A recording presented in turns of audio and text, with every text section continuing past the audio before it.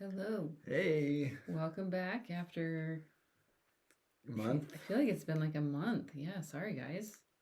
at least. Things have been a little insane. So We're back though. we're back though. We've been every single weekend going, man, we should record. We should do it. Um We're too tired. we're so tired, or I'm recovering from surgery, or we're Too tired. too tired. It's been a lot lately. I this has been a season of like, whoa, like so we have a lot of updates for you, but a lot is also like, so okay, so first, I guess, updating on the Korea stuff. Yeah. And then we'll talk about why maybe we relate very much if you know about the story of Job. Feeling a little Job like these days, but you know, it's a season. But Korea update. So we figured you guys would maybe want to hear what's going on with that and what it's like to actually move to Korea. I think the last time we updated was our visas were approved. Yeah, that would have been for us right after spring break. Well, a couple weeks after. Yeah. Yeah. So maybe we didn't update this. Yeah, we did. Yeah, right around then. Okay. So visas got approved, and then what happened? What's the next steps when Korea says, yes, we will take you? Yeah, and then I think we notified the school, telling them. Officially put in that letter of resignation. Yep. We gave our resignation letters to our school districts and building principal, and then listed the house for sale. Put the house for sale. We also booked flights. We did not. Well, the school booked our flights. We had to book flights for Evan. And that's a whole thing. Just so you know, when you are flying with a dog, that's what I was going to get to. Oh, you were? Okay, I'll let you talk about it then. It's too late now. I mean, we had to book a flight for Evan, and we wanted Evan to be on the same flight. Yeah. Since it had to be booked separate, since he's not technically living with us. Oh, he's not. Just for the summer, and then he's coming back for school. So he had to book the identical flight, and then the dog was a big thing. Was the thing. So when I was like cough, it's like the cost of Evan's ticket I thought was high until I had to reserve a dog flight, and then it turns out that a dog costs more than a human to get to Korea. One way. Yeah. Versus a round trip. Yeah, so one way ticket for Scout, she has to pay $800. It's about $800. $800 plus all the paperwork. Plus all the vet visits and. Yeah, so she has to have the puppy passport, the USDA health certificate, and then for Korea she has to pass a blood test saying that she's had her rabies vaccine, and the blood test was like $200. Yeah. And then the USDA certificate is another $300. Scout, you should be lucky that you get to come with us. Oh my goodness, we could have bought another Scout and then some. Yeah. Like this is more than she cost as a puppy. She's gonna be a good dog then. Well, we know we can't live without her, so we don't want to. Here. Well, we can. We don't want to. She's right here. She's joining us right now. Scout. She heard her name. She knows we're talking about her, so she has to come snuggle. Get her money's worth. Yeah, I guess so. I know. Here, let's see. For those of you looking, there she is. Anyway, so that happened. We booked our flights. We had to buy a kennel. Yep, we did have to buy a kennel. So. And then we have to train. We're gonna have to train her to go into the kennel and be okay. Kennel. She doesn't like it. But we also had to play with her weight. She's on the border of weights, so it's she has the dog plus the kennel. If she gains any weight, she can't go. Has to be under 100 pounds, and girlfriend's on a diet. Scout plus kennel is within 5 pounds of that, so it's pretty close to even go on the flight. Yeah, so that would have been a hurdle if not. Make sure she goes to the bathroom before they weigh her in, I guess. And then so that's the big Korean pieces at this point. Well, besides, we're selling the house. We're waiting on. So what happens next so the jobs that we have, they provide housing as well. So we're waiting on details on housing. it, So when we moved to Germany, it was like, here's these list of places that are renting to teachers. It was kind of like a House Hunters International, but you had to do it online. Yeah, it was just like, here's these pictures and here's like details and a yeah. map of where they're at, and you can pick where you want to live. They didn't provide housing. It was just You get to pick. you get to pick where you live, and here's these places that will let you. And they'll line it up, so I have to do is sign on the dotted line when you got there. Yeah. Or maybe even DocuSign. And then for our new jobs, though, it's like completely provided as part of, like, I guess that's pretty common in like Asian countries, as like part of your teaching contract is like housing accommodation.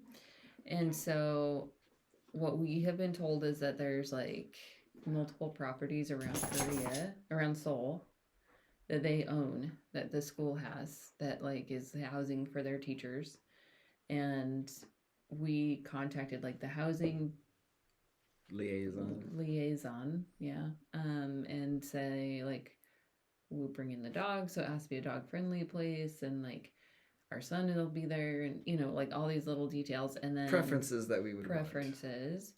And then they will find us a 2-bedroom place, and we don't know where that is yet. It could be really close to the school. They said they gave us like it'll be within 20 minutes, and then they provide a shuttle to school. If you're the furthest one out, you get like a shuttle that'll pick you up for work and take you home. You get to ride the school bus. Mm-hmm. Oh, I have a feeling that's what it is. But if it's like Germany, the school bus is not like our yellow school bus. It's like just like a... No, it's like a van. Yeah. Like but then if it's not that, then they put you like right next to a subway station or something that's like easy access to the school, which is nice. So waiting on that, waiting for our house to sell.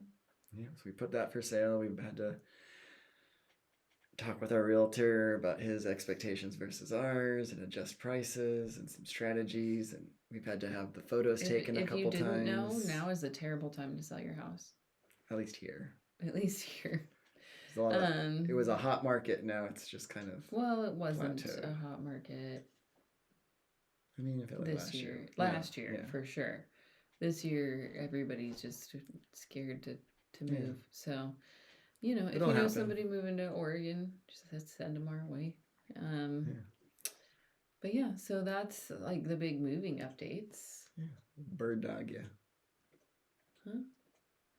Bird dog? Bird dog. What does that mean? Like a finder's fee. Hook you up if you find someone to buy our house. Oh, I'm not going to do that. Okay. No bird dog. Just do it out of the kindness of your heart. We're already paying a realtor. True. You should be doing it. Yeah. I'm sorry. I'm not going to pay extra. But if you have the kindness of your heart and you know somebody who's moving here, then please send them our way. Yeah. Yeah. Don't just throw out offers of money without consulting your wife. It'll be like that reel that I saw where the guy offered tacos if you bought his house. You know what? I'll buy you buy you tacos. That was the gimmick that they used to. That I'm okay with. But you got to consult. Like, that's a whole podcast in itself. You don't just go offering people money and then not consult your spouse. Hey, I have my reasons. We have a whole podcast about this. Yeah. But yeah. We'll get a. If we brought the buyer, he would knock down his percentage. That's not what he said. That's what I'm gonna argue. Okay. Because then they still have to be represented because they're dealing with a realtor. Remember, he explained that. Yeah, but I thought he said he'd go to 2.5%. He can't be their realtor because it puts him in a bind. Oh, I didn't catch that part. Yeah. Anyway, so, that's other where than we're that. at. And then life. So Tyler was hit by a drunk driver on his way to work at 7 a.m. about 3 weeks ago. No, it was like 4. Was it 4 weeks ago? Maybe 5 now. No, it wasn't that long ago. Because we've not. It's been at least over a month because it was the 3rd. Then it's been more than a month since we recorded. Okay. Because that happened. I think it happened on like the 12th of April. Okay. So. Or 13th. Well, then about a month. Yeah. So Tyler got hit by a drunk driver on Yep. his way to work. Just sideswiped me and then drove away. So that happened. What else? I had surgery. I ran into a mailbox on my bike. Oh yeah, that was right before my surgery. You got injured on your bike. And then the dog was laying on the floor and I kicked the wall. Yes, you broke your toe. That still hurts. He was jumping over the dog, as one does. She takes up the whole kitchen. She just lays in the middle of the floor. And then the following week I had surgery. I had hernia surgery, so, you know. And then right after your surgery was done, we sold your car. Yeah, we sold my car, so now I have 0 ways to get around. We're down to one car. But shout out to the best student teacher in the world who goes that, like, she literally, like, that not obviously not part of her description of what she needs to be doing, but straight up picked me up for work on Friday so that I could go to work and took me home, and not only that, I will say, she actually got out and opened the car door for me because she was like, just be careful. Yeah, you know, it's a push or pull. I know, like, she's just fantastic. So, you know, shout out to Peyton. Thank you for being amazing. And Carrie, though, too. She came and visited. Yeah, Carrie is obviously the best teaching partner as well. Like, I have so much praise for her, and she actually, I think she, at lunch yesterday yesterday was my first day back at work, and Carrie was like, our top priority is making sure that Rebecca's okay right now. It was adorable. That's sweet. Yeah. So thank you and like all the peeps that checked on me and stuff like that. That meant a lot. Yeah. So we have a good community. Evan had prom. Mm-hmm. Which was, you know, fun. Yeah, that's a good thing. For him, I guess. Yeah. That was, I mean, selling the car is a good thing, too. Yeah. It just makes it kind of I thought when I was like, hey, go ahead and list it because it'll probably take a couple weeks to sell, and then it sold in like a weekend. Yeah. So, you know. Most of our furniture's gone. Yep. So the house is looking pretty sparse. Yep. Yeah. Yeah, I think that's the big stuff. The weather's changing, and so, you know, trying to get out and still... But I can't. Enjoy the sun when you could, and bike rides. Yeah, before. Well, that was why the reason we were on the bikes that he crashed was because it was the weekend before surgery, and I was like, I don't know when I'm going to be comfortable enough to do this again. So, you know, we had to do that, and we did. And I'm just sitting here in envy watching you, like, get your workout on every day and wishing I could do the same, but... Yeah. Patience is the name of the game. I have been told by my surgeon that my ability to run a marathon next year, which is my goal, will be determined by my ability to recover well. So I have to remember, like, slow and steady, because every part of me wants to be like, all right, let's just get this done. Yeah. Let's just get back to, and it's only been a week. Yeah. So if you've recovered from hernia surgery, you know what I'm going through, and maybe you have some tips for things that I can do that will, like, busy my body without hurting it. Even that just stress release and stuff too, just with physical exercise is helpful, and you can't do any of that. Yeah. So she built a 1,000-piece puzzle in a weekend. I sure did. That's how bored I am. I did barely any of it this time. You did some. Just barely, though. Yeah. You did some. Yeah, I mean, it's that's just a been lot. Busy. Yeah, it's a lot. You had a sermon you did at church. I gave a sermon on top at of all church. that. I got one coming up in a couple weeks. Yeah, it's just been nonstop. We had a Mother's Day. We went to go saw Dylan up in Portland. Got to see Mortal Kombat in the IMAX. It was okay for what it was. I will for say, being Mortal Kombat. For it was being, okay. I do have it. So I went to that same IMAX theater with Evan to see Interstellar when it re-released, and I will say it's better when you sit closer at the IMAX. Huh? You liked it better than where we sat? Yeah, in the middle, like a lot better, because you feel like immersed in it when you're like up front. I don't know. Yeah. The movie was good. I almost fell asleep. That's because you were still recovering. Yeah, and on medication. On medication. So, I don't know. It was all right. Yeah. I don't know if it was theater worthy, but it was fun. Yeah. Well, I don't know if it was worth like $100 theater worthy. Yeah, because of the at least. IMAX price, but and just the whole. it was Mother's Day. The whole gang, yeah. So, and we got new phones for our move. Yeah, we pre-bought phones before we went. Because I found out, actually, one of my big motivations was I found out that if you buy a phone over there, there's certain settings that are different. Did you know this? So you can't silence your phone all the way. Like you can't silence the camera mode and things like that over there because it's illegal. Like you can actually get in trouble for taking pictures with other people in them. I've seen videos where people get really angry when people are like it's very blogging or whatever. Yeah. And so like you're supposed to ask permission if they're going to be in the photo or whatever. And so there's like, or like certain like religious places and things like that, like temples that you're not supposed to take pictures in. And so because of like they've established this as like I think you cultural norm. I don't think it's like law like you're gonna get thrown in jail, but I think you can get fined for taking pictures certain places. Yeah, I mean it's etiquette. Anyway, and obviously we won't take pictures in those places, but I do want to still be able to silence that aspect on my phone too. Like I feel like I don't know. Like there were certain, so I was like, it's probably when you said that because sorry. Whoa. Wow. When we're in Oregon, we don't have to pay the taxes. So I was like, oh, that's a deal. Well, you're gonna make more noise. No, that was what they said when we were going to buy phones. I was like, man, it's expensive, and they were like, it's actually cheaper here than anywhere else because you don't have to pay sales tax. Yeah, that made sense. That's actually legit. Why to pull the trigger for that? Yeah.